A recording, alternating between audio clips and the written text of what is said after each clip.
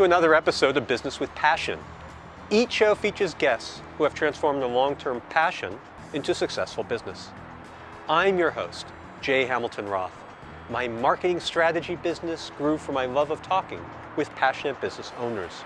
In this series, I share their passion with you. So if you're looking for inspiration to enhance your business passion, keep watching. My long-term passion has been about fitness and wellness, and that's what's really driven me my entire life, whether it's in my personal life or whether it's in building any of my businesses. One of the things that probably drove me to just my love for fitness and wellness and kind of being robust is I unfortunately had a form of leukemia when I was little. So I completely came out of that after, 7 or 8. And have been obviously very healthy since then, but I knew what it was like to be on the other side of health and knew I didn't ever want to go there again. My parents were both hardworking people, but we were from a very small town, Battle Creek, Michigan, and of extremely modest means. So I grew up with my mother sewing our clothes and coupons at the grocery store and really starting to work at a very, very early age to earn extra money. So I worked all through high school. I think I worked 30 hours a week in high school. I moved out here from a very small town in Michigan, and I was a nurse. And smart girls in small towns in Michigan were either nurses or teachers. So my sister became a teacher and I became a nurse. She also went on to do more things. And I decided that I could do a lot more that would really fuel my passion. So, and going into healthcare was really more about sickness, and I was really more interested in wellness and fitness. So I quickly decided that I wanted to start an exercise company, and my roommate at the time was a professional dancer, and so we teamed up and we started an aerobics exercise company called Get Fit Aerobics. And we ended up pitching the Army. So we ended up getting the Army contract for Northern California. So they had been doing calisthenics and weren't very fit. And we went in and decided that we would, pitch them on and ended up getting the contract for heavy duty aerobic exercise and lowered their resting pulse rates and increased their flexibility. And it was the Army nurses and the Defense Language Institute and the scientists and all the people that were in the Bay Area in the early 80s. So I'd been focused on fitness, but I really wanted to focus on nutrition, fitness, preventive health, all of those things. So it was about 1983, and I decided to start one of the first corporate wellness companies. Now, anyone watching might say, oh, corporate wellness, right, those programs that go on at the corporate work site. Well, let me tell you, in 1983, no one knew what it was, and there were just a few of us starting these concepts, mostly in the Bay Area, of course, taking them to corporations and trying to pitch them on these programs and trying to get them to pay us to come in. To make a long story short, for 15 years, I bit by bit and slowly built one of the first corporate wellness companies in the country. And it ended up, we ended up providing executive wellness exams in the Bay Club, and then worksite corporate wellness programs all over California, from north to south. And it was at one second time when HMOs were kind of all escalating in the early 90s, and several of them started bidding on my wellness company. So it was great validation for me that I had actually built something that people wanted. And I sold the company to Pacificare, which worked out really, really well. But it fueled my passion in that we really helped thousands and thousands and thousands of people quit smoking, lose weight, lower their cholesterol, get their stress under control, and through all of our programs that we did at corporate work sites throughout California. So it really just, it was my love, and I built it, step by step. And when I sold it to Pacificare, it was the right company to sell it to because I stayed there for 5 years and it grew even larger. And then I thought, well, I'll retire. I had, at the tail end of that, I'd met my husband and, had my first baby at 40 and my second at 42. So I was going to take it easy for a while. But 24 Hour Fitness recruited me, and they were doing really well. They were probably about $30 million in size. And I was their first woman on their board of directors. And I worked very hard with the executive management team and the founder, Mark Mastrov, who's a great Bay Area entrepreneur. And we just had a ball for 7 years during a growth phase of 30 million to $1 billion in revenue. And then when the company sold, we all stepped down from the board and a new group came in. But that was a great 7 years. It kind of overlapped with the end of the wellness company and starting to form Juice Beauty. When I became pregnant, I became completely obsessed and possessed with reading ingredients on labels. And here I had been completely focused on nutrition and fitness and, most aspects of wellness, and moving, later to organic food, not just healthful foods, but organic healthful foods. But I had never really paid attention to what I was slathering all over my body and face until I became pregnant. I started reading labels like mad, and then I started researching it because at this point I had, probably 20 years of building wellness businesses, maybe more, and I was horrified at what I saw on the labels. So I immediately went off and started to look for a company to buy. I thought, well, I've started a couple businesses. I'll buy a small organic beauty company. Couldn't find one. So then I started looking at natural beauty companies. I thought, I really want to go to organic. To make a long story short, I actually found the name Juice Beauty, and I found there were a couple entrepreneurs in Mill Valley actually that had come up with a name. I think there were 5 of them, and they had a few products and they were billing $1,000 a month, and so I basically bought the name. I needed to find a world-class formulator. So fortunately, being in the Bay Area, with just ripe with so many wonderful people, I found Melissa Yoakum, who had spent the last 15 years, I think about at that point, yes, formulating in the natural and organic world. So the two of us came together and started pretty much from scratch and decided that we had a great name, but we really wanted to put juice in Juice Beauty. Definitely, and juice. And when we started playing with that idea of fruit juices as a base, it was a lot of fun. I mean, we actually were like, we know why we drink fruit juices. All the antioxidants and vitamins and minerals, and we thought it could do the same thing for your skin. And we started breaking down each juice as to what the benefits were and came up with blends that are even now patented. So when Melissa and I come up with ideas for products, and we really have driven the entire design together and co-creative, and then we split apart a little bit after we come up with the idea. So for instance, if we have the green apple SPF 15 moisturizer, we think we need an SPF, we think we need a moisturizer, we want to put the highest end ingredients for our green apple collection, and then Melissa really spends time coming up with the ingredients, and then we come back together when it's mostly formulated and work on marketing and positioning and driving the team to sales, operations, everything. When we really sat down to think about, okay, when we talk about Juice Beauty, we're talking about way too many benefits with it. So let's boil it down to just a couple. And what it boiled down to is 3 what we call core truths, which is a little bit of a takeoff on apple cores, but our 3 core truths. And one is that we have clinically validated results. So for all the people out there that think, well, I know organic's healthful or healthy for me, but it doesn't really zap my wrinkles or blemishes. So what we did is we clinically tested our products, and we had extremely fabulous results, up to 87% free radical scavenging, which means getting rid of those wrinkles and age spots. So, and same type of results with zapping blemishes. So clinically validated results. Our second core truth is that we have the highest organic content among all our in beauty.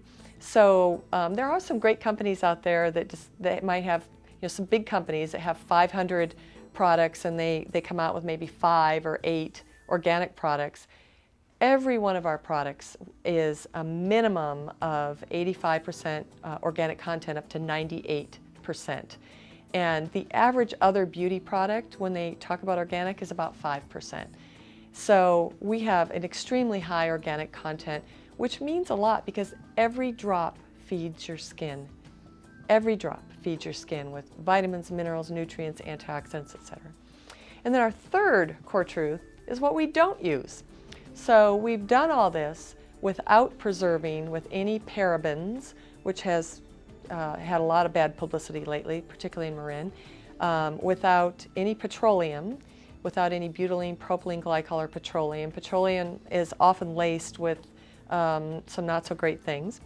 No artificial dyes, no artificial fragrance, no pegs, no et cetera, et cetera, et cetera. We have all healthful ingredients in our products, and we preserve with actually natural food grade preservatives. So really clinically validated results, highest organic content, and free of all the things that you read about a lot that you don't need in your beauty products. Nationally, we grew through really knocking on the door of many retailers, and we have a great story in the beginning because we contacted David Saltiano, who's the head of Sephora, who's a Marin resident, and Sephora US is headquartered in San Francisco.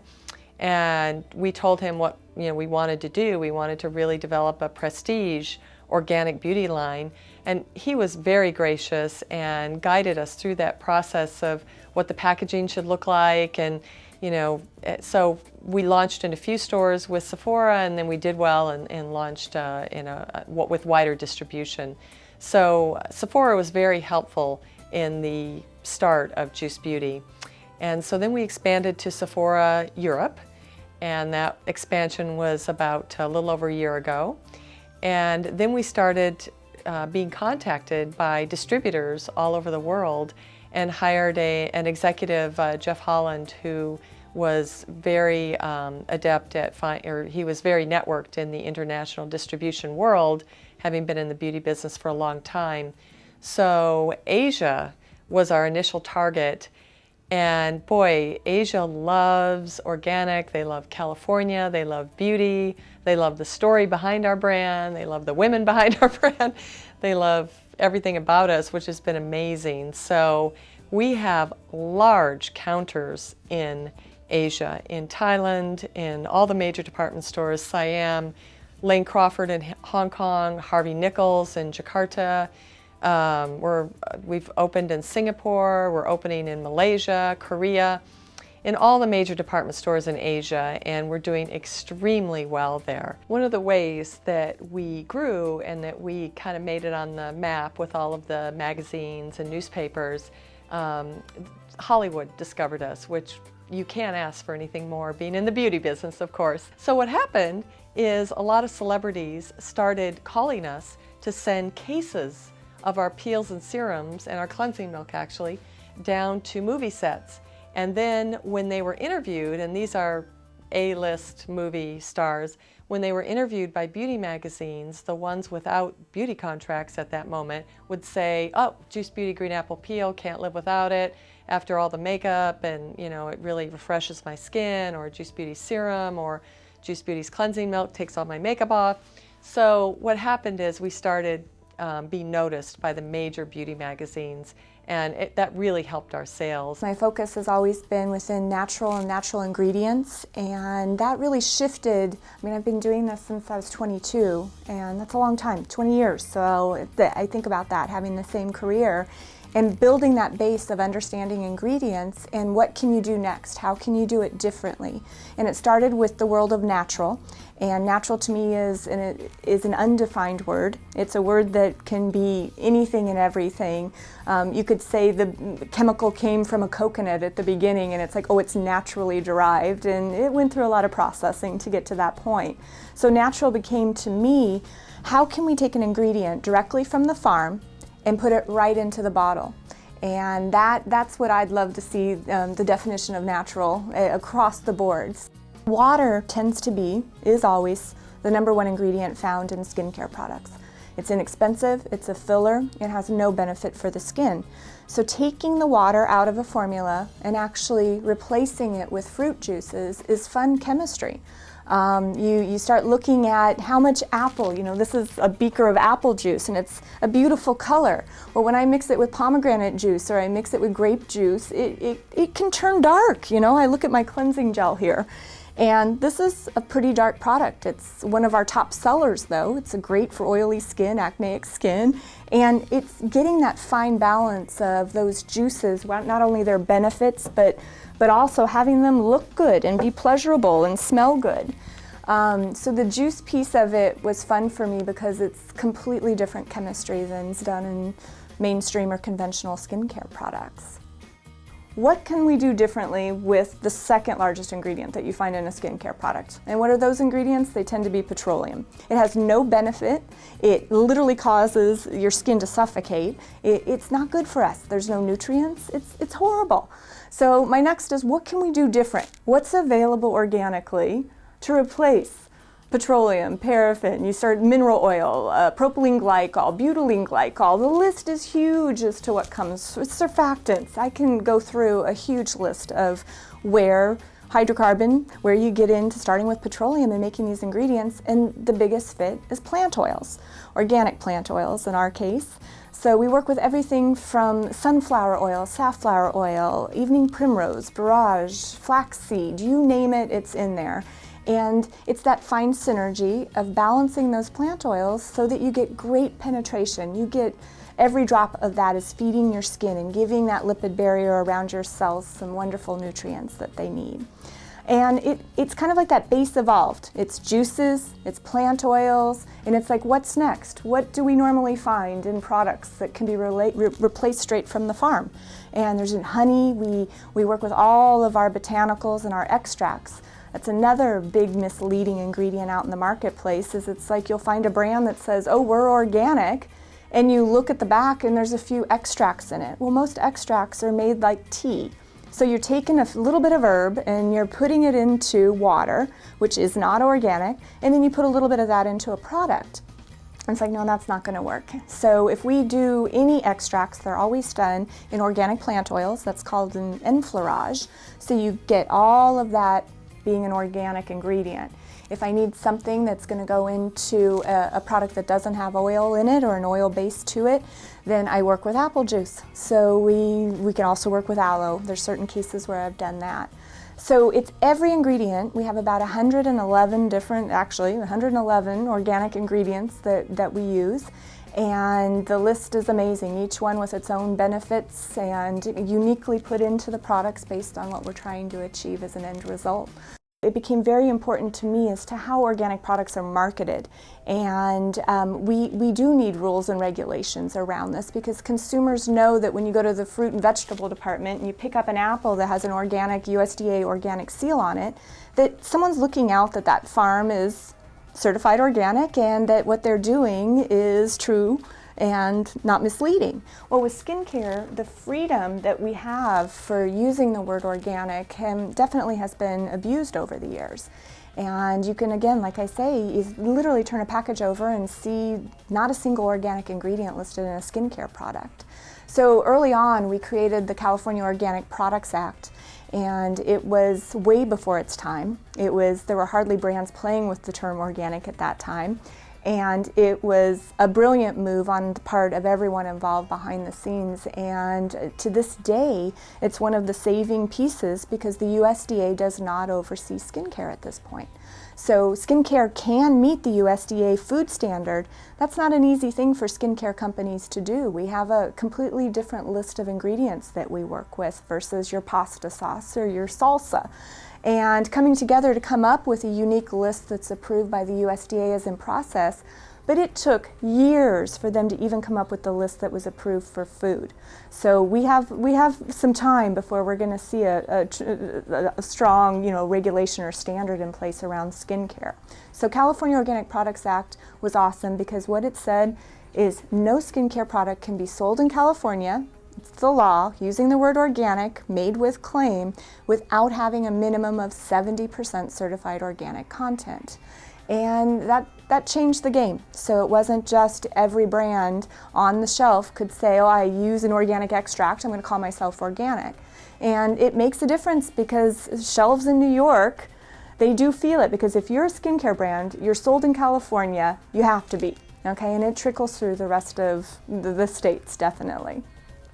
You know, I think of all the ingredients that we put on our skin, and women especially. I mean, the numbers change, 15 to 25 products a day. Each of those products have ingredient listings with sometimes 50 different ingredients in them. And then you start looking at how many of those ingredients actually penetrate your skin, and they have a really far-reaching effect on your health and well-being. And just even removing some of those ingredients, just some of those key ingredients that's questionable. And if I can make a difference in one thing and put healthier ingredients on people's skin, that's one reason I'm passionate about what I do. When I started my first businesses, of course, in the early 80s, the 17 credit cards and everything, when I started Juice Beauty, at that point, I was a little bit more mature and a little bit more experienced and had some success under my belt with my wellness company and from having been on the board of 24 Hour Fitness. So when I decided to move forward with Juice Beauty, I went to really my best business acquaintances and people that I had worked with. I actually set up a couple criteria for the people that I approached to raise money. And first and foremost was I put in the most money initially. And so when you approach people and you've put cash up, not just an idea, but you put hard cash on the line, that's impressive to people. Secondly, I approached people that I trusted and that I knew well, and that the type of money I was raising, which wasn't insignificant, but would be more discretionary money for them. So I wouldn't have to stay up at night worried that they weren't going to be able to meet their mortgage payment. So high net worth individuals, and then thirdly, people that were passionate about wellness, organic, and fitness. So people that truly believed that they wanted to make a difference. So I went to people really that I had had business relationships with for a period of time, and went to about 15 investors, and we raised a significant amount of money in the 7 figures. The beauty business, of course, is a multi-billion-dollar business with the huge players, with Estee Lauder and L'Oreal and et cetera. And sometimes I wake up in the morning and think, what, have I lost my mind? I'm starting a brand next to all these huge corporations. But it has been a lot of fun. The organic market isn't tracked very closely. It's usually lumped together with the natural and organic market because there are very few organic products, and which is a whole other issue. Most people don't know the difference. But so if you look at the natural and organic market, before the recession hit, it was the fastest growing niche. So all other beauty was growing at about 5% a year, and natural and organic products were growing at about 25% a year. When the recession hit, everything just flattened out, and a lot of products, you know, the kind of typical beauty industry or the non-natural and organic beauty industry went into the negative, and I think natural and organic mostly went flat. So anyway, and we're one of the leaders in organic beauty, very small market, just really a handful of brands still, very small, and we're in the multi-million-dollar range, but we really don't divulge our top line at this point. I get a lot of calls from entrepreneurs, and they always ask me, well, how can I raise money? And, you know, can you give me advice? And I always tell them, you know, somehow go to your friends, your family, and your network, people you've worked with. And because they often want to go to strangers. And I always ask them, if you can't trust your instincts and your ability to move forward, and you can't face some of your, you know, close business associates, then you might not have such a good idea, or you might not have enough trust in yourself. So I try to encourage people to really go to people that know you and trust you, and also, however you do it, put your own money on the line. I'm probably asked every day, are you going to sell Juice Beauty? What are your plans? And you know, I've always found as an entrepreneur to not look at the end point, because I think you can get distracted. And you know, my aerobics business turned out well. I just molded it into my corporate wellness business. My corporate wellness business, I was even thinking about an endpoint when the HMO, you know, Pacific Air and Health Net and Blue Shield and everyone started bidding on my company. So with Juice Beauty, really we think about every day how we can gain more market share, how, everything from short-term, our short-term monthly results, to long-term, how we can gain more market share, long-term, our U.S. distribution plan and our international distribution plan. And that's really all I think about on a day-to-day basis, is kind of balancing the short-term monthly results with the long-term, where are we going to distribute, how can we grow, how can we grow our current distribution, is our current distribution correct, do we need to modify it a little bit? But it's more about how we can gain market share and kind of get over that small business, hump and become a bigger brand. So that's what I think about day in and day out, and that's what I wake up at 2 a.m. and I'm either gleeful or I worry, depending on the day.